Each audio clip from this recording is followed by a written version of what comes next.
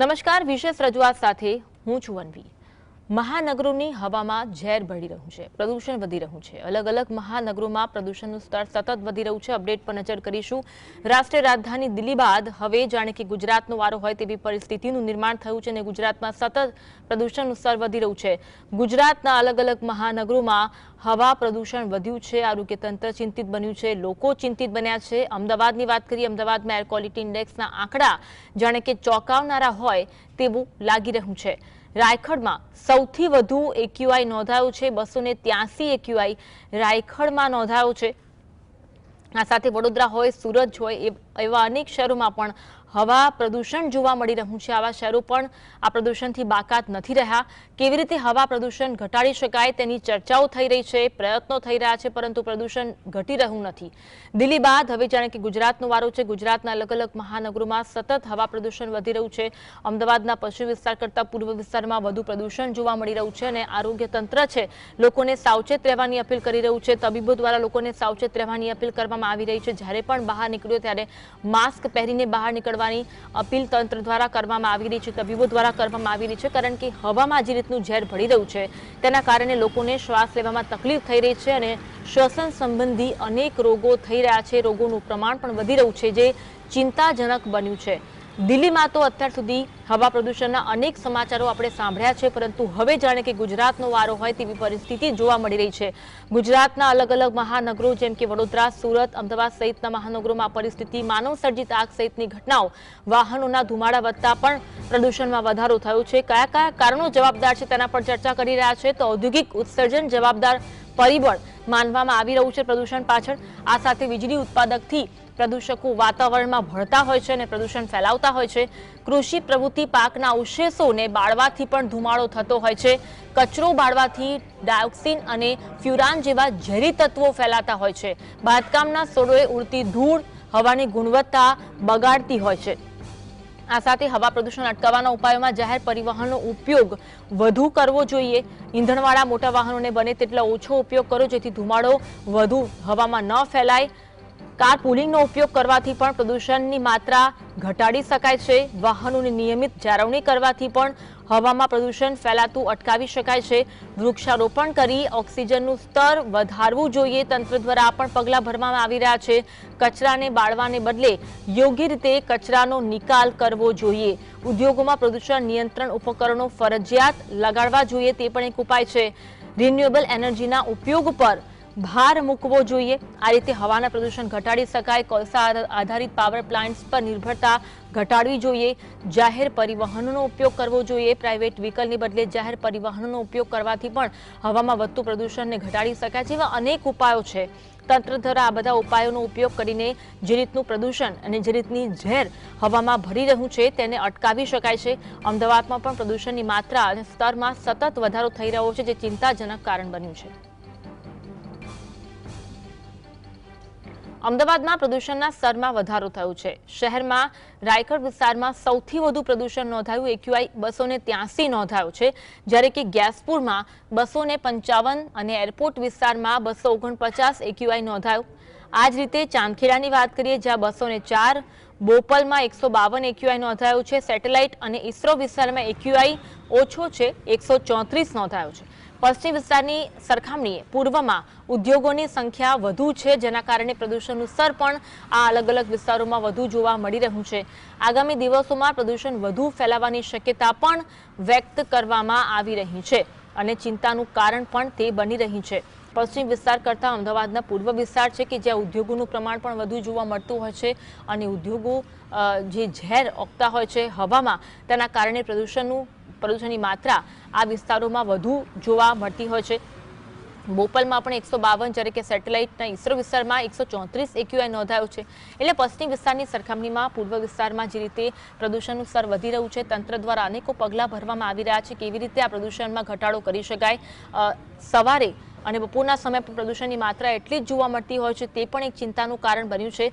લોકોને સાવચેત રહેવાની અપીલ કરવામાં આવી રહી છે। પ્રદૂષણથી લોકો સાવચેત રહે તેવી તંત્ર દ્વારા, તબીબો દ્વારા અપીલ કરવામાં આવી રહી છે। જાહેર પરિવહનનો ઉપયોગ કરવો જોઈએ। જે રીતે પ્રાઇવેટ વ્હીકલની સંખ્યા વધી રહી છે અને પ્રાઇવેટ વ્હીકલના કારણે ધુમાડાના થવાના કારણે જે હવામાં પ્રદૂષણ ભળી રહ્યું છે, જેના કારણે પણ હવા ઝેરી બની રહી છે।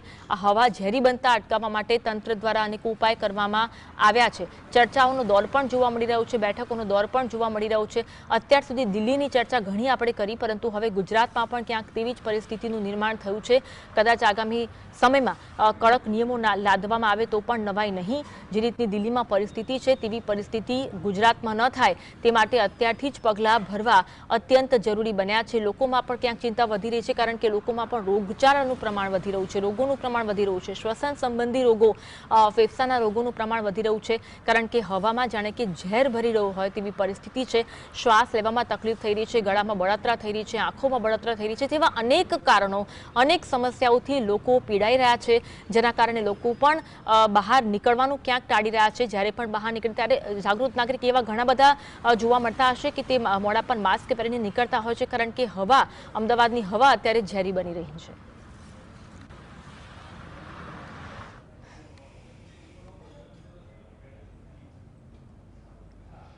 આગળ વાત કરીએ સુરત શહેરની। સુરત શહેરમાં હવાના પ્રદૂષણના પ્રમાણમાં નોંધપાત્ર વધારો જોવા મળી રહ્યો છે। આજે શહેરનું એક્યુઆઈ 160 પર નોંધાયું છે। સચિન, પાંડેસરા અને અન્ય વિસ્તારોમાં અત્યંત પ્રદૂષિત હવા જોવા મળી રહી છે, જે સ્વાસ્થ્ય માટે ખૂબ જ હાનિકારક છે। સવારના સમયે એક્યુઆઈ વધારે પ્રમાણમાં નોંધાઈ રહ્યું છે, તેના કારણે લોકોને શારીરિક અસ્વસ્થતા અનુભવાઈ રહી છે। કોંગ્રેસ મહામંત્રી દ્વારા હવાના આંકડાઓ સાથે સરકારને માહિતી આપી અને તાત્કાલિક પગલાં લેવામાં આવે તેવી વિનંતી કરવામાં આવી રહી છે। હવે તો નેતાઓ પણ આગળ આવી રહ્યા છે, સરકારને વિનંતી કરી રહ્યા છે કે પ્રદૂષણનું સ્તર ઘટાડવામાં આવે। અમદાવાદની વાત કરી, હવે વાત સુરતની કરીએ। સુરતના પણ અલગ અલગ વિસ્તારો એવા છે કે જ્યાં એક્યુઆઈનું પ્રમાણ વધુ જોવા મળી રહ્યું છે। વિસ્તારોમાં અત્યંત પ્રદૂષિત હવા જોવા મળી રહી છે અને સ્વાસ્થ્ય માટે આ હવા ખૂબ જ હાનિકારક માનવામાં આવી રહ્યું છે। પ્રદૂષણ માત્ર રાતે થતું હોય છે તેવું નથી, સવારે પણ પ્રદૂષણની માત્રા એટલી જ જોવા મળતી હોય છે।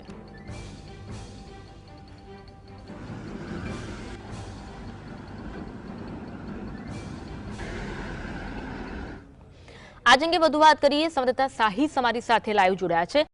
સાહિસ, મહાનગરોમાં ઝેર ભળી રહ્યું છે, સુરત પણ તેમાંથી બાકાત નથી। સુરત શહેરના અલગ અલગ વિસ્તારોમાં પ્રદૂષણનું સ્તર વધી રહ્યું છે, તંત્ર દ્વારા કેવા પગલાં ભરવામાં આવી રહ્યા છે? બિલકુલ, તો ચોક્કસપણે જે રીતના એક્યુઆઈ જે છે તે પ્રદૂષણ ખૂબ જ ફેલાઈ રહ્યું છે। આજની વાત કરવામાં આવે તો 160 થી વધુ પ્રમાણ જે છે તે એક્યુઆઈ નું જોવા મળી રહ્યું છે। થોડાક દિવસો પહેલા જ કોંગ્રેસના મહામંત્રી દર્શન નાયક દ્વારા જે સરકારને પણ આંકડા સહિત માહિતી આપવામાં આવી હતી અને જીપીસીબી નું તંત્ર પણ આ બાબતે અત્યારે કોઈ પણ પગલા અથવા તો ઘોર નિંદ્રામાં જોવા મળી રહ્યું છે, કારણ કે અલગ અલગ વિસ્તારોની અંદર વાત કરવામાં આવે તો પાંડેસરા વિસ્તાર હોય, સચિન જીઆઈડીસી સહિતના અલગ અલગ વિસ્તારોની અંદર એક્યુઆઈ પ્રમાણ જે છે શહેરની અંદર ફેલાઈ રહ્યું છે। ત્યારે તેને લઈને કોંગ્રેસના મહામંત્રી દ્વારા આંકડા સાથે માહિતી આપી હતી। ત્યારે ફરીથી આપણી જોડે દર્શનભાઈ ઉપસ્થિત છે, એમની જોડે વાત કરીશું। સાહેબ, એક્યુઆઈ નું પ્રમાણ વધી રહ્યું છે, તંત્ર શું કરી રહ્યું છે આ બાબતે? કારણ કે હવે વિપક્ષ પણ આ બાબતે હવે આગળ આવ્યું છે અને રજૂઆત કરી છે। સુરત શહેરમાં જે રીતે ઔદ્યોગિક ગતિ તરફ આગળ વધી રહ્યું છે, તેની સાથે સાથે જે પ્રકારે જીપીસીબી અને સ્થાનિક ઉદ્યોગોએ હવાનું પ્રદૂષણ અને પાણીના પ્રદૂષણના અનુસંધાનમાં જે કામગીરી કરવી જોઈએ, તે કામગીરીના ઉણપના કારણે આજે સુરતના લાખો લોકો હવાના પ્રદૂષણને કારણે મોટી ગંભીર બીમારી તરફ આગળ વધી રહ્યા છે। 25 નવેમ્બરના રોજ જે રીતે એર ઇન્ડેક્સની એક્યુઆઈના જે આંકડા હતા એ 213 થી 315 સુધી પહોંચીને આજે લગભગ 150 ની ઉપર જે પહોંચ્યા છે, સુરત શહેરના લોકો માટે બહુ ગંભીર હાનિકારક છે। હજીરામાં આવેલી મોટા પ્રમાણમાં ઇન્ડસ્ટ્રીઝ, સચિન હોય, પલસાણા હોય, પાંડેસરા હોય, આજુબાજુના તમામ વિસ્તારોમાં જે રીતે હવામાં ધુમાડામાં સલ્ફર ડાયોક્સાઇડ, કાર્બન ડાયોક્સાઇડ અને એમોનિયાનું PM2.5 અને PM10 આના કારણે હવામાં ધુમાડાના કારણે કાળી રજકણોને મોટા પ્રમાણમાં પ્રદૂષણ ફેલાવે છે। આ અનુસંધાનમાં તાત્કાલિક અસરથી સરકાર પગલાં લે અને જીપીસીબી પાસે જે મર્યાદિત સાધનો છે એને લીધે આજે લગભગ સુરત શહેરમાં કેટલા પ્રકારનું પ્રદૂષણ છે, મારી પાસે જે આરટીઆઈના જે આંકડા છે, લગભગ સુરત શહેરની આજુબાજુની પેરેફરીમાં જીપીસીબી અંતર્ગત 3 થી 4 હજાર જેટલા નાના મોટા ઔદ્યોગિક એકમો જે જીપીસીબી અંતર્ગત નોંધવાના હોય છે અને એના આધારે જે રોજે રોજનું આંકડાનું એક્યુઆઈ નું ઓડિટ થવું જોઈએ, ડિસ્પ્લે પર બતાવવામાં આવવું જોઈએ. એ મહાનગરપાલિકા જીપીસીબી ની કામગીરી આ નબળી હોવાના કારણે સમગ્ર સુરતના લોકો આજે ગંભીર રીતે પ્રદૂષણ કટોકટીમાંથી પસાર થઈ રહ્યા એવું મારું માનવું છે. આવનારા દિવસોમાં જે પ્રકારે લગભગ સુરત શહેરમાં હાલમાં 20 થી 30% જેટલા લોકો આ પ્રદૂષણના કારણે, હવાના પ્રદૂષણના કારણે ફેફસા, દમ, શ્વાસોશ્વાસ અને કેન્સરના મોટા પ્રમાણમાં રોગોની સાથે સપડાયા છે. સરકારને વિનંતી કરીએ છીએ કે આવનારી પેઢી અને આવનારા દિવસોમાં હવા, પ્રાણીનું પ્રદૂષણ આ જ પ્રમાણે રહેશે તો સુરત શહેરના લોકો ગંભીર રીતે કટોકટીમાંથી દિલ્હી જેવી પરિસ્થિતિ નિર્માણ ન થાય એના માટેનો પત્ર મેં લખ્યો છે. બિલકુલથી જે રીતના જીપીસીપીની કામગીરી પણ ક્યાંક ને ક્યાંક શંકાના દાયરામાં જોવા મળી રહી છે, ત્યારે કોંગ્રેસના મહામંત્રી દર્શન નાયક દ્વારા સરકારને પત્ર લખવામાં આવ્યો હતો. જે રીતના એક્યુઆઈની જે એર પોલ્યુશન અહીં જોવા મળી રહી છે અને તે લોકોના સ્વાસ્થ્ય સાથે ક્યાંક ને ક્યાંક ચિંતાજનક બાબત જોવા મળી રહી છે. બિલકુલ, કયા કયા વિસ્તારોમાં સાહિત્ય પ્રદૂષણ વધુ છે અને અત્યાર સુધી તંત્ર દ્વારા કોઈ એવા ઠોસ પગલાં લેવામાં આવ્યા છે ખરા? બિલકુલ તે ચોક્કસપણે જે રીતના કોંગ્રેસના મહામંત્રી દ્વારા પણ વિસ્તાર જણાવવામાં આવ્યા હતા. જે રીતના ઇન્ડસ્ટ્રીઝ એરિયા આવેલો છે, હજીરા વિસ્તાર હોય, સચિન વિસ્તાર હોય, પલસાણા હોય કે પછી પાંડેસરા વિસ્તાર હોય, જ્યાં મોટી મિલો પણ ચાલતી હોય છે અને ખાસ કરીને એર પોલ્યુશન સૌથી વધારે રહેતું હોય છે, ત્યારે ખાસ જે સતત હવામાં જે રીતના ઝેર ફેલાઈ રહ્યું હોય તેવું સ્પષ્ટ દેખાઈ રહ્યું છે. અને આજે આંકડા જે છે તે 160 પર જોવા મળી રહ્યો છે. 100 થી વધારે હોય ત્યારે હાનિકારક ખૂબ જ જોવા મળતું હોય છે. આંકડા વાઇઝ માહિતી જે છે તે તેમના દ્વારા આપવામાં આવી હતી, પરંતુ સ્થાનિક લેવલે તંત્ર દ્વારા અત્યાર સુધી કોઈ પણ કામગીરી નથી કરવામાં આવી. જીપીસીપી દ્વારા જે કામગીરી કરવામાં આવી હોય તેવું પણ સ્થાનિક લેવલે કોઈ દેખાતું નથી અને હાલ અત્યારે તે પણ અત્યારે ઘોર નિંદ્રામાં જોવા મળી રહ્યા છે. જી, આભાર સાહિસ જોડાવા માટે અને માહિતી આપવા માટે. વાત કરી સુરતની, સુરતમાં પણ ગંભીર પરિસ્થિતિ છે. આગળ વધુ એક અપડેટ પર નજર કરીશું, જે અપડેટ પ્રાપ્ત થઈ રહી છે તેના પર નજર કરીએ.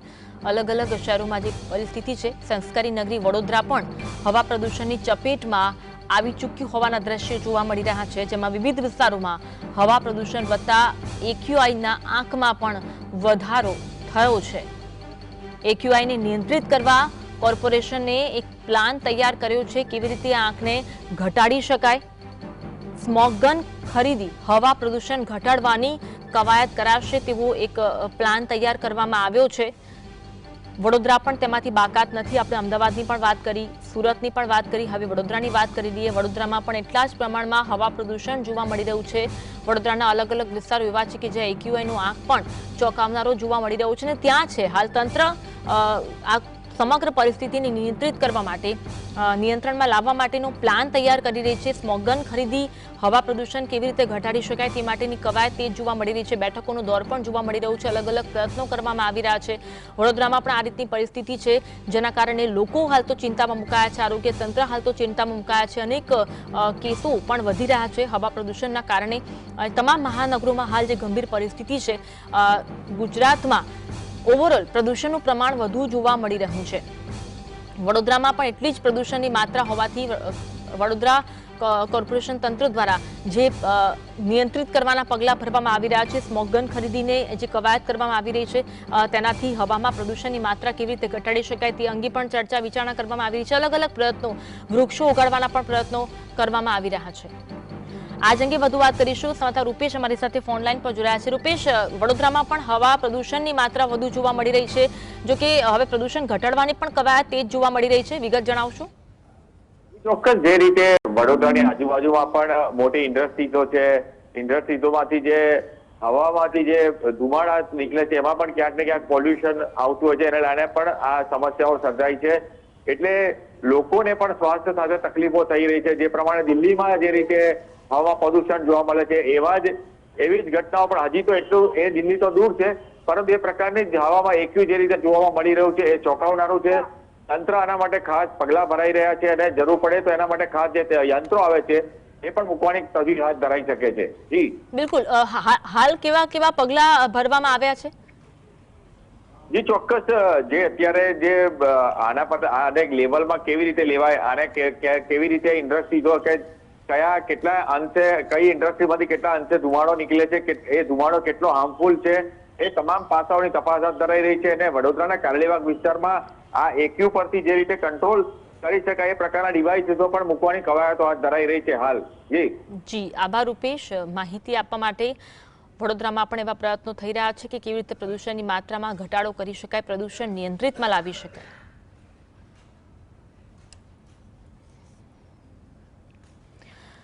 તો ગુજરાતમાં પ્રદૂષણનું સ્તર સતત વધી રહ્યું છે. ગુજરાતના અલગ અલગ વિસ્તારો, અલગ અલગ શહેરો એવા છે કે જ્યાં હવામાં જાણે કે ઝેર ભરી રહ્યું છે. લોકોમાં ચિંતા છે, આરોગ્ય તંત્રમાં ચિંતા છે. તંત્ર દ્વારા અલગ અલગ પગલાં ભરવામાં આવી રહ્યા છે. આ પ્રદૂષણ કેટલું હાનિકારક છે, પ્રદૂષણ ઘટાડવા માટે કેવા કેવા પગલાં તંત્ર દ્વારા ભરવામાં આવી શકે છે, તે અંગે આપણે વાતચીત કરવી છે. આપણી સાથે પર્યાવરણવિદ મહેશ પંડ્યા જોડાયા છે. મહેશભાઈ, સ્વાગત છે જીએસટીવીમાં આપનું. મહેશભાઈ, દિલ્હી જેવી હાલત હજુ સુધી થઈ હોય એવું કહેવાય નહીં, પરંતુ દિલ્હીની ક્યાંક થોડા ઘણે અંશે આપણે નજીક છીએ, કારણ કે ગુજરાતમાં પણ પ્રદૂષણ ફેલાઈ રહ્યું છે, હવામાં ઝેર ભરી રહ્યું છે. કેટલું હાનિકારક માનવામાં આવે છે? ઘણું હાનિકારક, ભયજનક છે. એટલે તમે જુઓ ને 2022માં CAG નો રિપોર્ટ હવા પ્રદૂષણ નિયંત્રણમાં સરકારની કામગીરી ગુજરાતની વિધાનસભામાં મુકાયો હતો, અને રિપોર્ટમાં ધી લાન્સેટે જે અભ્યાસ કર્યો હતો એનો અહેવાલ પણ મૂક્યો હતો. એ પ્રમાણે આખા દેશમાં 17 લાખથી વધારે લોકો હવા પ્રદૂષણથી મર્યા હતા, અને ગુજરાત એકલામાં 50,000થી વધુ લોકો મર્યા હતા. અને 95 અબજ ડોલરનું આખા દેશમાં દર વર્ષે નુકસાન થાય છે આ પ્રદૂષણના લીધે. અને એમણે અભ્યાસમાં એ પણ કહ્યું હતું, CAG અભ્યાસ કર્યો, ટેગ એ સંસ્થા, આપણી ભારતની સર્વોચ્ચ ઓડિટ સંસ્થા, એણે એમ કહ્યું કે અમદાવાદ, અંકલેશ્વર, વાપી એ બધી જગ્યાએ દર્દીઓની સંખ્યા વધતી જાય છે. એટલે બહુ ભયજનક છે. એક્યુટ ઇમ્પેક્ટ નથી પણ ક્રોનિકલ ઇમ્પેક્ટ છે, એટલે લાંબા ગાળાની પણ અસર છે. જેટલા લોકો કોરોનામાં મર્યા ન હતા એનાથી વધારે લોકો પ્રદૂષણમાં મરી રહ્યા છે. એટલે સરકાર આગ લાગે ત્યારે કૂવો ખોદવા બેસે ના ચાલે, એમને સર્વાંગી રીતે લાંબા ગાળાનો એક્શન પ્લાન બનાવવો પડે.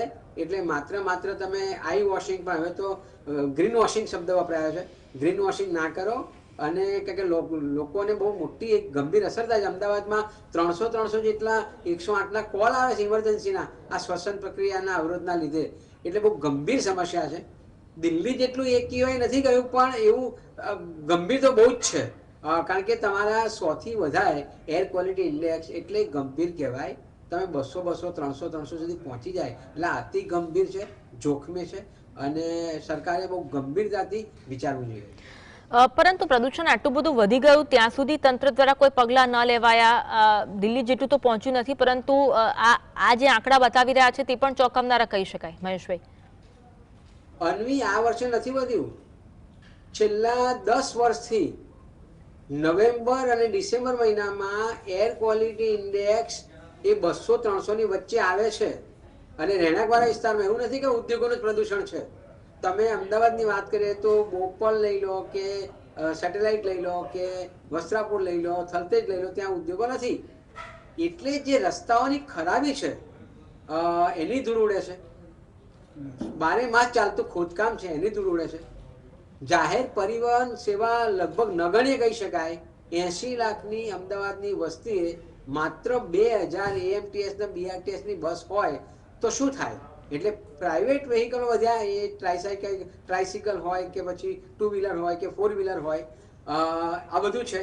એના લીધે થઈને પ્રદૂષણ છે. અને બીજું કન્સ્ટ્રક્શન એક્ટિવિટી, બિલકુલ નિયમો પાળ્યા સિવાય કન્સ્ટ્રક્શન એક્ટિવિટીના લીધે જે ધૂળ ઉડે છે એ જબરજસ્ત છે. નવો નિયમ આવ્યો કે ભાઈ કન્સ્ટ્રક્શન વેસ્ટ હોય એને તમે યોગ્ય જગ્યાએ નિકાલ કરો, એનું ક્યાંય પાલન થતું નથી. એટલે આ બધા કારણોના લીધે હવાનું પ્રદૂષણ, એટલે RSPM વધી રહ્યો છે. PM 2.5 હોય કે PM 10 હોય, પણ બહુ જ વધી રહ્યું છે. એટલે આમાં લાંબા ગાળાનો સરકારે એક્શન પ્લાન બનાવવો પડે, માત્ર થીગડા લીધે ના ચાલે. અને આ વખતે જ બન્યું એવું નથી. મેં કહ્યું એમ 10 વર્ષથી આ સમસ્યા છે. દર નવેમ્બર ડિસેમ્બર મહિનામાં આવું થાય જ છે. તો ત્યારથી કદાચ કોઈ પગલાં તંત્ર દ્વારા લેવામાં આવ્યા હોત તો કદાચ અત્યારે આટલું બધું પ્રદૂષણ ન જોવા મળ્યું હોત, એવું બને? બિલકુલ અન્વી, હમણાં જે રિપોર્ટ મૂક્યો, હું બતાવું રિપોર્ટ તમને. આ રિપોર્ટ છે ટેગનો. એ રિપોર્ટમાં ભલામણો કરી છે. એ ભલામણો સરકારે સ્વીકારી હોત અને એ પ્રમાણે એક્શન પ્લાન લીધા હોત તો બી ઘણો ફરક પડે. હવે આ થાય છે કેવું કે CAG નો રિપોર્ટ આવ્યો વિધાનસભાના મેચ પર. હવે એનો 10 વર્ષે એનો અભ્યાસ થવાનો. પીએસસી કમિટી કે એકાઉન્ટ કમિટી જોડે, તો તમે ભલામણો તાત્કાલિક લઈ લો અને એની ઉપર એક્શન પ્લાન કરવા માંડો.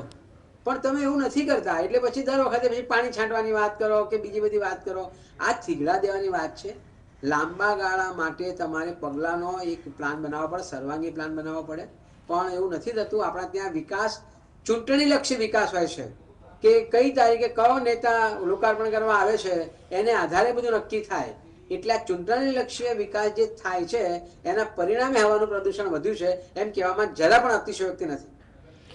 કેવા પગલાં લેવા જોઈએ? વૃક્ષો વધુ વાવવા જોઈએ કે પછી પ્રાઇવેટ વ્હીકલની સંખ્યા ઓછી કરવી જોઈએ, જાહેર જે પરિવહન છે તેનો ઉપયોગ કરવો જોઈએ? કેવા કેવા પગલાં અને કેવા કેવા નિર્ણયો, કેવા કડક નિર્ણયો તંત્ર દ્વારા લેવા જોઈએ? અન્વી BRTS નો રૂટ ખાલી પડ્યો છે, બસો દોડતી નથી. એમાં બસો મૂકી દો ને, તો લોકો જે રિક્ષામાં જાય છે, ટુ વ્હીલરમાં જાય છે એ બંધ કરશે. એ બહુ સીધી વાત છે. બીજી વાત, તમે અમદાવાદની જ વાત કરીએ તો પહેલા 20 લાખ, પછી 30 લાખ, આ વખતે 40 લાખ ઝાડ વાવવાનો રેકોર્ડ તમે બ્રેક કર્યો. હકીકતમાં સર્વાઈવ કેટલો થાય છે? તમે લોકોને સોંપી દો ને કામ. તમે એનું વાવવાનું, મોનિટરિંગનું બધું જ કામ લોકોને આપી દો, વૃક્ષારોપણનું, તો સરસ થશે. વૃક્ષો નહીં હોવાના લીધે પણ હવા પ્રદૂષણનું પ્રમાણ વધ્યું છે. વૃક્ષો એક કુદરતી રીતે એ પ્રદૂષણને શોષી લેતું પરિબળ છે, પણ એ જ બચ્યું નથી. કોન્ક્રીટના જંગલો કર્યા, રોડની સ્થિતિ બિસ્માર હાલત છે. થીગડા મારો છો તમે, કોઈ નેતા આવે એટલે તમે સરફેસ કરી નાખો છો, એ પછી ધૂળ ઉડવાની છે તમારી. એટલે આ પ્રકારના જો પગલાં લેવામાં આવે અને થોડું રિસ્ટ્રિક્શન કરો તમે, 4 વ્હીલરો બધાને, જેમ કે અત્યારે SIR ની પ્રવૃત્તિ તમે કરો છો ચૂંટણીમાં, તો એવી આમાં પ્રવૃત્તિ કરો ને કે એક ઘરમાં નિયમ કરી દો કે કેટલા વેહિકલો તમારે આપવાના 4 વ્હીલર. તમે તો કોઈ પ્રતિબંધ જ નથી. અને એને આધારે પણ બેફામ, એટલે પાર્કિંગની વ્યવસ્થાઓ નથી મળતી. અત્યારે મેટ્રો કરી તમે, મેટ્રોમાં 26 સ્ટેશનોમાં એક પણ જગ્યાએ પાર્કિંગની વ્યવસ્થા નથી, અને એના લીધે પણ આ પ્રદૂષણની સમસ્યા ઊભી થાય. એટલે સરકારે લોકોને પૂછીને સર્વાંગી પ્લાન બનાવવો પડે. સરકાર સર્વાંગી પ્લાન બનાવે છે ત્યારે મનસ્વી રીતે બનાવે છે, કોઈને પૂછતા નથી. તમે પબ્લિક કન્સલ્ટેશન કરો, લોકોને વિશ્વાસમાં લો, અને લોકો ઉકેલ આપે એ પ્રમાણે જો પ્લાન કરશો તો મને લાગે છે કે કોઈ પણ પ્રકારનો પ્લાન એ સફળ થવાનો. અત્યારે કોઈ એક વ્યક્તિના ઘરે લગભગ 2 થી 3 પ્રાઇવેટ વ્હીકલ હોય છે, એટલે કે રસ્તા પર જ્યારે વ્હીકલ નીકળતા હોય છે ત્યારે પ્રદૂષણ ઓગતા હોય છે. ખરાબ હવા, ઝેર જે હવામાં ભળતું હોય છે તેના કારણે પ્રદૂષણ વધતું હોય છે. દિલ્હીમાં ઓડ ઇવન ફોર્મ્યુલાની વાત કરી હતી, એવા કડક નિયમો શું અહીંયા લાવવા જોઈએ ખરા? લાવવા જોઈએ કે હવે આ ગંભીર સ્થિતિ છે. તમે એમ કમ્પેરિઝન ના કરો કે દિલ્હીમાં 500 થયું તો આપણે ઓછા છીએ. 200 થી વધ્યા છે એટલે અતિ ભયજનક છે. 300 તમને ઇમરજન્સીના કોલ મળતા હોય, આ એક એલર્ટ છે. આ તો આટલા નોંધાયા છે, બાકી નોંધાતા પણ નથી. અને એટલા માટે ઇમિડિયેટલી પગલાં બી લેવા જોઈએ. અને એનું જે લાયસન્સ છે એ બી લિમિટેડ કરવા જોઈએ કે ભાઈ ઘરમાં કેટલા માણસો છો, એની સામે કેટલી કાર છે, કેટલા વ્હીકલો છે, એ પણ નોંધાવવું જોઈએ. પાર્કિંગની વ્યવસ્થા સારી હોવી જોઈએ. અને મેટ્રો છે પણ પાર્કિંગ નથી, તો મેટ્રોનો ઉપયોગ કરવો એ અઘરો પડે છે ઘણી વખતે. અને આજે BRTS ને MTS બસ છે, એને કેમ તાકીદે ના વધારી શકાય? એ તો રૂટ તો નક્કી થયેલો છે, રૂટ ખાલી પડ્યો છે, તો બસો નાખો એમાં. પણ એ કેમ નથી કરવું તમારે? એ કરવું જોઈએ આ બધી વસ્તુઓ. મહેશભાઈ, લોકોએ કેટલું જાગૃત રહેવું છે? ચલો, લોકો અત્યારે માસ્ક પહેરીને નીકળી રહ્યા છે કારણ કે આરોગ્યને ઘણું નુકસાનકારક છે. આપણે જાતે મહેસૂસ કરીએ છીએ, આંખોમાં બળતરા થવી, ગળામાં બળવું, અવાજ બેસી જવો, ખાંસી રહેવી, બધી સમસ્યા લોકોમાં જોવા મળતી હોય છે. છતાં લોકોએ સાવચેતીના પગલાં કેવા ભરવા જોઈએ? લોકોએ પહેલા તો જાતે જ સ્વયં નિયંત્રિત કરવું પડે. મારા ઘરમાં 4 વ્હીકલ હોય અને મને જો પબ્લિક સર્વિસ મળતી હોય તો એનો ઉપયોગ કરવો જોઈએ. કાર પુલિંગ જેવું વ્યવસ્થાઓ કરવી જોઈએ. માસ્ક તો બાંધવા જ જોઈએ. અને બાળકોને પણ આગ્રહ પાડો કે બાળકો જ્યારે વાનમાં જાય છે કે રિક્ષામાં જાય છે કે સાયકલ લઈને જાય છે તો એમને કહો સ્કૂલમાં જાય છે ત્યારે કે માસ્ક પહેરીને જાય. કારણ કે બાળકોને અને વૃદ્ધોને આની બહુ જ મોટી અસર થાય છે. એટલે સવારે મોર્નિંગ વોકમાં જવાનું પણ ઓછું કરવું જોઈએ એવું માનું છું. કારણ કે સવારે હવા નીચે બેસે અને એ વખતે આનું પ્રમાણ વધારે હોય છે. એટલે વડીલોને તો એવી વિનંતી કરવાની કે તમે સૂર્ય નીકળ્યા પછી 8 વાગ્યા પછી તમે મોર્નિંગ વોકમાં જાઓ. વહેલી સવારે બિલકુલ ના જાઓ, કારણ કે એ હવા ખતરનાક છે, બહુ અસર કરશે. એટલે જાતે પણ પગલાં લેવાના છે ને જાગૃત થવાનું છે. લોકોએ સરકાર ઉપર દબાણ લાવવાનું છે, રાજકીય પક્ષો પર દબાણ લાવવાનું છે. જ્યાં સુધી અન્વી પ્રદૂષણ એ રાજકીય મુદ્દો નહીં બને, ચૂંટણીનો મુદ્દો નહીં બને, ત્યાં સુધી આ થીગડા મારવાની પ્રક્રિયા અને આ આડેધડ લોકાર્પણો થયા કરવાના. પરંતુ મહેશભાઈ સાથે ચૂંટણીનો મુદ્દો બનશે તો કદાચ એ મુદ્દો પણ હવામાં ઉડી જશે એવું લાગે છે, એટલે આપણે એવી આશા રાખીએ કે લોકો પૂછે કે ભાઈ આ મને આ કારણ બતાવો તમે, અમે એની પણ મત આપીશું, કારણ કે આ તમારા જીવનું જોખમ. તમે વીમા કવચ આપી દો, 5 લાખનું વીમા કવચ ને 10 લાખનું વીમા કવચ ને, અને પછી 2-3 દ્રષ્ટાંતો બતાવી દેવું નહીં ચાલે. મારે વીમા કવચ નથી જોઈતું તમારે. મને તમે હવા પાણી શુદ્ધ આપો એ વચન આપો, મારે તમારા પૈસા નથી જોઈતા. બિલકુલ. હવામાં પ્રદૂષણ વધી રહ્યું છે, તંત્ર દ્વારા કોઈ કડક પગલાં લેવામાં આવવા જોઈએ. ચોક્કસ મહેશે ખૂબ સુંદર વાત કરી કે ઘણા બધા એવા સૂચનો પણ કર્યા કે જે તંત્ર દ્વારા, સરકાર દ્વારા એ નિયમો અમલમાં લાવવા જોઈએ. આભાર, તમે GSTVમાં ઉપસ્થિત રહ્યા અને આ ચર્ચામાં ભાગ લીધો એ બદલ આપનો ખૂબ ખૂબ આભાર. તો આ સાથે જ વિશેષ રજૂઆત બસ આટલું જ. નમસ્કાર.